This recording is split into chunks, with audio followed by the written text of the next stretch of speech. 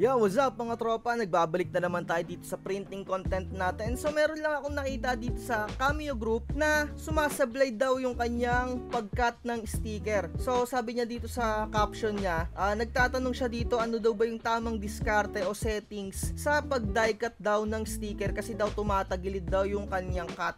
Naka-offset na daw siya, tapos yung cut niya ganito kung makikita nyo, ayun hindi pantay. Pero eto yung kanyang itsura sa kanyang Silhouette Studio, So ano ba yung mali niya dito? Unang-una, wag kayong maglalagay ng kahit anong detalye dito, sa may grid lines na to, Kaya sumasablay yung inyong mga cut dahil diyan, sensitive kasi talaga yung sensor ni Cameo, yung inyong mga platter cutter. Once na ma-read niya diyan, pag nag-read dito, syempre ito yung nagsisimula na pag-read dito banda, tapos dun sa babang part, tapos dito yung pinakahuli. Pag nabasa niya na merong nakaharang diyan, hindi niya yan ikakat, Si Cameo na mismo yung mag-a-adjust kung ano yung mga diskarte niya. Kaya nga may mga ganyan parang mga fault line kung tawagin, hindi ko alam kung ngayon talaga yung tawag, Basta yan. At tuturuan ko kayo para hindi nyo ma-experience yung ganito. Ayun, sablay na sablay, Kasi yung iba, iniisip nila, hindi calibrated yung kanilang mga Cameo, Unang-una,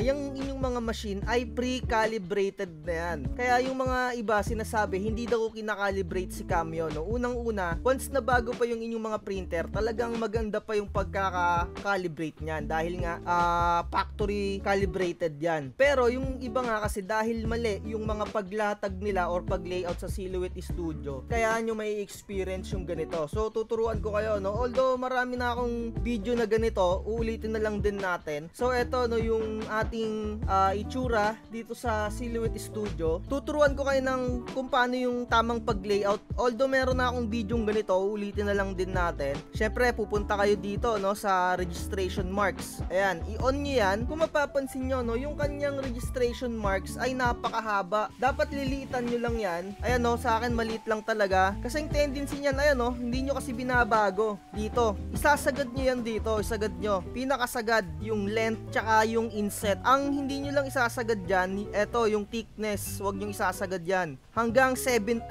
pinakamaganda, nakapal. Kasi kapag ganyan, sobrang kapal na yan, paangat na. Hanggang 70 lang, eto, isagad na sagad nyo. O yung iba kasi nakikita ko, hindi nila ginagalaw to. Ayan, eto, nakasagad, ang pangit niyang ganyan, talagang masasayang mo yung ibang part ng sticker. Kung makikita nyo, yung sa kanya, nakaganito, dapat tinatanggal niya, sinasagad nyo. Ayan yung pinakamagandang settings talaga. Ayan, pagka ginawa nyo to, eto yung aking sa customer, sagad na sagad talaga, 'di ba? So yung mga ibang part dyan, wala na, no choice na talaga tayo dyan. Kasi para ma-cut mo talaga ng super accurate, talagang isasagad mo ng ganyan. Kahit sayang na yung mga ibang part, ayun talaga, ganon. 'Di ba? So at least nalaman nyo na kung ano yung tamang settings dito para hindi ito mabingi yung cut. Kasi kapag ka dito, halimbawa nakaganyan, kahit hindi natatamaan yung registration marks, mababasa pa rin niya to.